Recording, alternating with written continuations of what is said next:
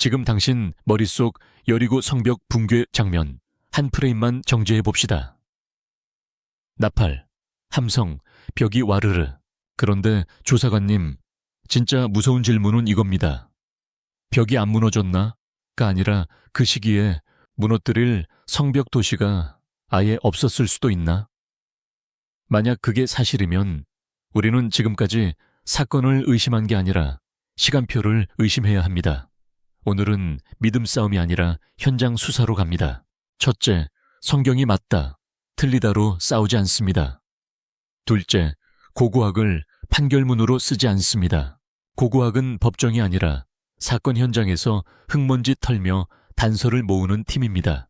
셋째, 우리는 한 문장 결론보다 당신이 다음번에 낚이지 않는 기준을 얻는 데 집중합니다. 오늘 영상 끝나면 누가 여리고로 성경을 박살냈다고 말해도, 또 누가 여리고로 성경을 증명했다고 말해도 당신은 10초 안에 그 사람의 허점을 잡아낼 수 있게 됩니다. 먼저 핵심 개념 하나. 여리고는 한 도시가 아니라 수십 개의 여리고가 겹쳐진 케이크입니다. 한 도시가 무너지고 그 위에 다시 도시가 세워지고 또 무너지고 반복되면 도시가 언덕이 됩니다. 그래서 여리고 유적은 한 번의 사건만으로 설명되지 않습니다. 여기서 첫 번째 함정이 나옵니다. 없다는 말은 원래 없었다일 수도 있지만 사라졌다일 수도 있습니다. 오늘 논쟁이 안 끝나는 이유가 여기서 시작됩니다. 여리고는 왜 첫 관문이었을까요? 고대에는 셈이 곧 생존이고 생존이 곧 도시의 이유입니다. 여리고는 셈이 있고 요단 계곡 지형과 연결됩니다. 그러니 이야기 장치로도 전략 지점으로도 첫 관문이라는 설정은 그럴듯합니다. 하지만 그럴듯함이 곧 역사적 사실을 보장하진 않습니다. 이제부터 그 경계를 따져봅니다. 여호수아기 여리고 장면은 숫자 7이 반복됩니다. 7일, 7제사장, 7나팔, 예구바퀴. 이 패턴은 의식과 완결을 강조하는 장치로 쓰이기도 합니다. 즉, 이 장면은 전쟁 리포트라기보다 공동체가 기억한 상징적 승리 장면일 가능성도 있습니다. 이 말은 가짜라는 뜻이 아닙니다. 중요한 기억은 종종 상징으로 정리됩니다. 그래서 우리는 두 레이어를 같이 봐야 합니다. 하나는 현장에 무슨 일이 있었나, 다른 하나는 공동체가 그 일을 어떻게 기억했나입니다. 성경 장면을 증거 리스트로 바꿔보겠습니다. 첫째, 요단강을 건넌 직후의 첫 목표. 둘째, 성벽 있는 도시라는 전제. 셋째, 의식 같은 포위. 넷째, 도시를 불태웠다.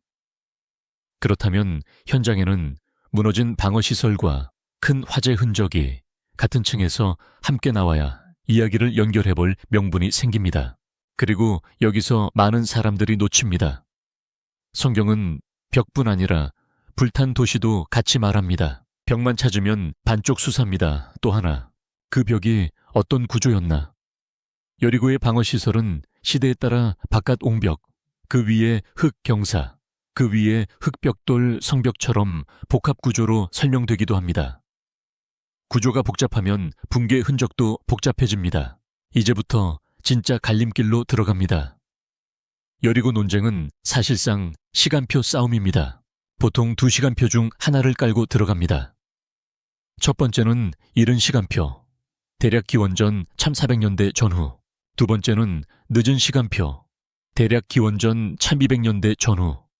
같은 흙을 보더라도 마음속에 1400년대를 깔면 그 층만 찾게 되고 1200년대를 깔면 또 다른 층만 보게 됩니다. 그래서 여리고가 비어 있었다는 말은 종종 내가 선택한 시간표에서 비어 있었다라는 뜻일 수 있습니다. 여기서부터 현장 등장인물 3명을 기억하면 됩니다. 첫째, 가스탕. 무너진 벽과 불탄 도시가 있다. 성경과 맞출 수 있다. 둘째, 캐니언. 그 파괴는 더 이른 시대다. 우리가 찾는 시기엔 성벽 도시가 약하다. 셋째, 당신. 둘 중 누가 증거를 어떤 층에 묶었는지 판단하는 사람. 캐니언이 무서운 이유는 벽 하나를 봐도 이게 어느 층에서 나왔는지부터 따졌다는 겁니다. 넓게 파면 구조물이 크게 보이지만 시대 구분이 흔들릴 수 있고, 층을 잘게 쪼개 읽으면 시대는 또렷해지지만 당신이 기대한 큰 도시가 사라져 보일 수 있습니다. 그래서 같은 현장도 다른 영화가 됩니다. 벽이 무너졌다는 증거는 어떤 모습일까요? 고대 성벽은 돌기단 위에 흙벽돌을 올립니다. 붕괴가 나면 흙벽돌이 가루처럼 무너져 아래로 쓸려 내려갑니다. 여리고에서 자주 언급되는 장면은 돌 옹벽 바깥쪽에 흙벽돌이 두텁게 쌓여 경사로처럼 보이는 형태입니다. 어떤 해석은 성벽이 바깥으로 무너져 올라갈 길이 생겼다라고 말합니다. 하지만 함정이 있습니다. 붕괴물은 시간이 지나면 모양이 바뀌고, 무엇보다 치명적인 질문은 이것입니다. 그 붕괴가 언제 일어났느냐? 같은 벽돌 더미가 있어도 그게 여호수아 시기인지 훨씬 이른 시기의 붕괴인지가 결정되지 않으면 연결고리가 없습니다. 지진 가설도 매력적입니다. 여리고의 지리 때문에 지진 가능성을 말하는 사람들도 있습니다. 지진이라면 나팔과 함성은 원인이 아니라 연출이 될 수 있습니다. 다만 이것도 단정하면 안 됩니다. 지진은 가능한 시나리오이지 정답이 아닙니다. 오히려 불탄 도시 단서는 강력해 보입니다. 어떤 주장에서는 파괴층에 불탄 흔적이 뚜렷하고 곡물 저장 흔적이 남아있었다고 말합니다. 보통 점령하면 약탈할 곡물이 남아있었다면 오래 포위가 아니라 짧은 시간에 급격한 함락 불태움 가능성이 열립니다. 이건 성경의 내러티브와 꽤 잘 맞아떨어져 보입니다. 하지만 다시 결정타는 언제입니다. 여기서부터는 화면이 시계를 미친 듯이 왕복하는 구간입니다. 조사관님, 지금부터 10초만 정신을 바짝 차리세요. 지금부터는 도시 이야기가 아니라 시간표 스위치 게임입니다. 같은 흙에서도 시계를 어디에 꽂느냐에 따라 범인이 바뀝니다. 1400년대에 꽂으면 여호수아가 후보가 되고 1200년대에 꽂으면 다른 시대의 전쟁과 붕괴가 후보가 됩니다. 그리고 더 잔인한 건 시계가 50년만 움직여도 왕이 바뀌고 제국이 바뀐다는 겁니다. 벨 50림제 200년 어긋나면 같은 벽이라도 범인이 완전히 달라집니다. 그래서 학자들은 도자기 한 조각에 집착합니다. 그 조각이 2층의 시계를 정해버리니까요. 이때 캐니언 쪽 주장을 번역하면 이렇습니다.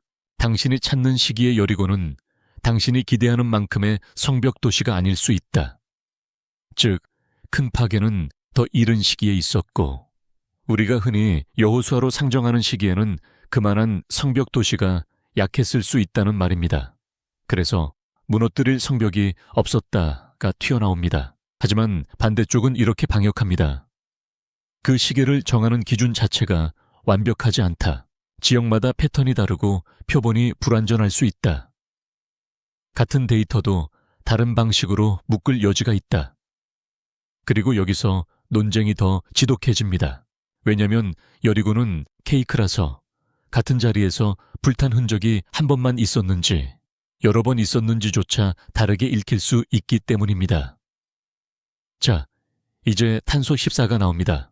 여기서 사람들이 길을 잃습니다. 그래서 다시 말합니다.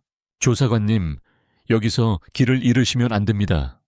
탄소 14는 끝내는 무기처럼 보이지만 실제로는 샘플 게임입니다. 불에 탄 곡물이나 나무 조각을 측정해도 그 샘플이 정확히 그 파괴에 속하는지, 나중에 섞인 건 아닌지, 원래 오래된 재료였는지 같은 변수가 생깁니다. 그리고 결과는 딱 한 점이 아니라 범위로 나오기도 합니다. 그래서 어떤 연구는 이른 시간표에 힘을 실어주는 것처럼 보이고, 또 다른 해석은 여전히 범위 안에서 논쟁 여지가 있다고 말합니다. 정리하면 이겁니다. 탄소 14는 칼이지만 칼끝이 정확히 어느 층을 찌르느냐가 문제다. 그리고 여리고는 텔이라서 데이터가 섞일 위험이 큰 현장입니다. 그래서 과학이 나왔으니 끝이라는 말도 조심해야 합니다. 이제 문장을 정확히 다시 정의합니다. 여리고 성벽은 이미 무너져 있었다. 는 말은 보통 성경 사건을 0점 처리하겠다는 선언이 아닙니다.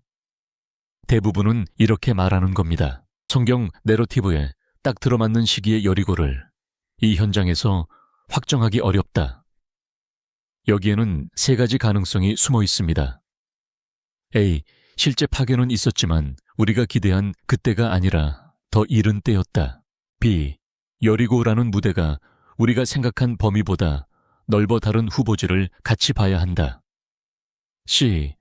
텍스트는 여러 사건의 기억을 압축해 첫 관문이라는 상징 서사로 만들었다.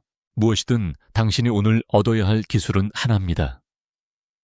장면을 믿거나 버리기 전에 저 사람이 어떤 시간표를 깔고 말하는지부터 확인하라. 그래서 실전용 체크리스트를 드립니다. 앞으로 누가 여리고를 가지고 확신을 말하면 딱 세 질문만 던지세요. 하나, 당신의 시간표는 1400년대야, 1200년대야. 둘, 당신이 말하는 여리고는 이 한 유적이야, 아니면 주변까지 포함이야. 셋, 당신의 핵심 증거는 뭐야? 층위 판독이야, 파괴층이야, 도자기야, 탄소 14야. 이 세 가지를 말 못하는 사람은 여리고를 설명하는 게 아니라 판매하는 사람입니다. 오늘의 결론은 한 문장입니다. 여리고 논쟁은 벽이 있었냐 없었냐가 아니라 그 벽과 불탄 층이 가리키는 시간을 누구의 시간표로 읽느냐의 싸움이다. 다음 편은 스케일이 더 커집니다. 다윗 왕국은 제국이었나 소왕국이었나? 여리고가 도시 하나의 문제였다면 다윗은 국가 스케일의 문제입니다. 그리고 힌트 하나만 던지고 끝낼게요. 다윗 논쟁을 진짜로 뒤흔든 건 성경이 아니라 다윗이라는 이름이 새겨진 돌 조각입니다. 다음 편 오프닝 30초에서 그 돌이 어디서 나왔고 왜 어떤 학자들은 그걸 결정타라고 부르며 또 다른 학자들은 왜 그 돌 앞에서도 절대 항복하지 않는지 바로 공개합니다.